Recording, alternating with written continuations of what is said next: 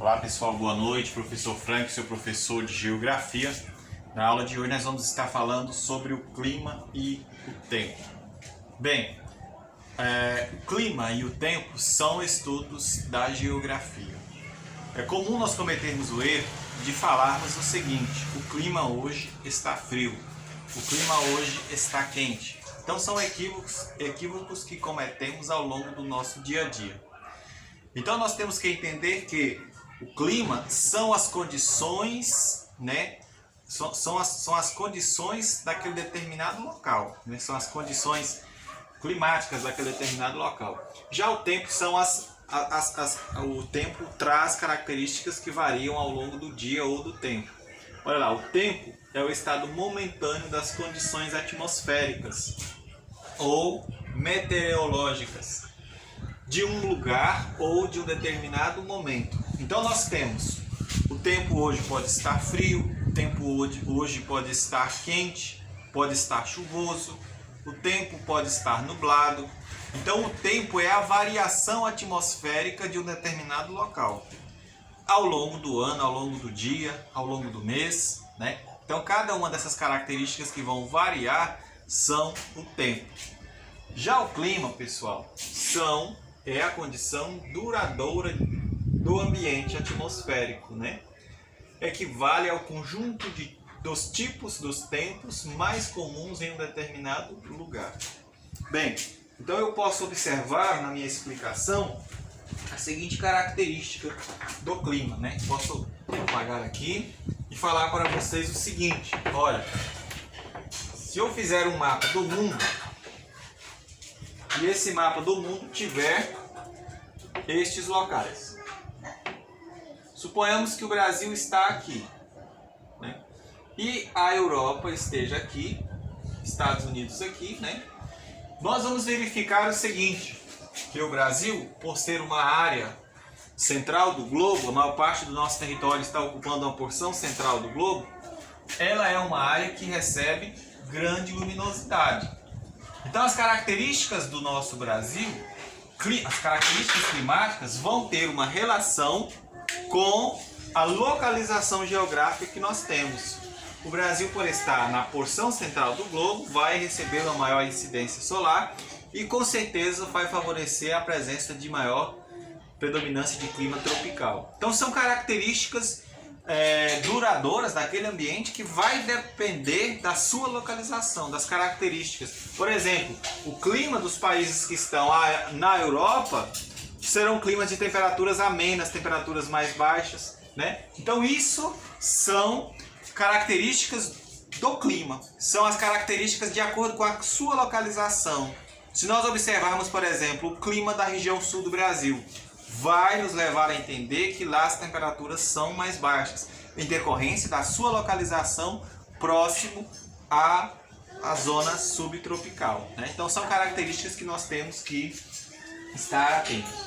Bem, nós temos também os principais elementos do tempo. Então nós falamos que o tempo é aquele processo que varia, que pode variar durante o dia, durante o mês, né? Então é o tempo. Quais que são os principais elementos do tempo? É a umidade do ar. Então, por exemplo, durante o verão, que é o período chuvoso, que vai de dezembro a março, nós temos maior quantidade de chuva. E aí nós vamos verificar que os dias são mais úmidos. Então, durante aquele período, nós vamos ter maior incidência de umidade. Agora, durante o inverno, que vai de junho a setembro, nós vamos verificar o quê? Que os dias são mais quentes, o período seco é maior, então a umidade vai ser menor. Então a umidade vai ser um elemento do tempo, né? A chuva em certos períodos, então vamos ter tempos chuvosos, tempos secos, né? O vento, vamos ter o tempo que vai ter maior quantidade de vento, né? Maior possibilidade de entrada de massas de ar. Então as massas de ar são trazidas pelo vento, né? Massas secas, massas úmidas. Então, isso vai promover uma transformação ao longo do dia. Poderemos ter dias que comecem sem ventos, com 2, 3 horas você já vai ter um dia mais ventilado, né? Ou épocas que vão estar mais abafadas, né? E uma outra característica que é um elemento do tempo, é a temperatura. Então as temperaturas elas vão variar ao longo do dia, né? O dia vai começar com temperaturas amenas, quando for no decorrer do meio-dia as temperaturas estarão mais elevadas. Então desta forma nós teremos a temperatura como sendo ela um elemento do tempo, né? Bem, então nós já estudamos até agora, né, quais que são os elementos do tempo. Agora vamos estudar os fatores climáticos. Quais que são os fatores climáticos? São eles: a latitude, maritimidade, continentalidade, massas de ar, correntes marítimas e localização geográfica. Então eu vou apagar aqui este mapa e vou explicar para vocês agora o que é a latitude. Então, por exemplo, se nós temos aqui o globo, nós temos a linha do Equador que divide a Terra ao meio. As áreas próximas à linha do Equador são chamadas de baixas latitudes. Nas baixas latitudes, nós vamos ter temperaturas mais elevadas, em decorrência da maior incidência de luminosidade solar, né? Agora, quando eu tenho elevadas latitudes, estão mais próximas à zona polar, então isso vai influenciar para que eu tenha temperaturas mais amenas. E esse processo vai ser verificado pela presença do Ártico, da Antártica, né? Então essa presença das áreas geladas vai influenciar na chamada latitude, né? Então, por exemplo, quanto menores as latitudes, maiores as temperaturas, porque o Sol vai incidir mais sobre a área central, né? Agora, se nós verificarmos outra questão, outra informação desse processo, né?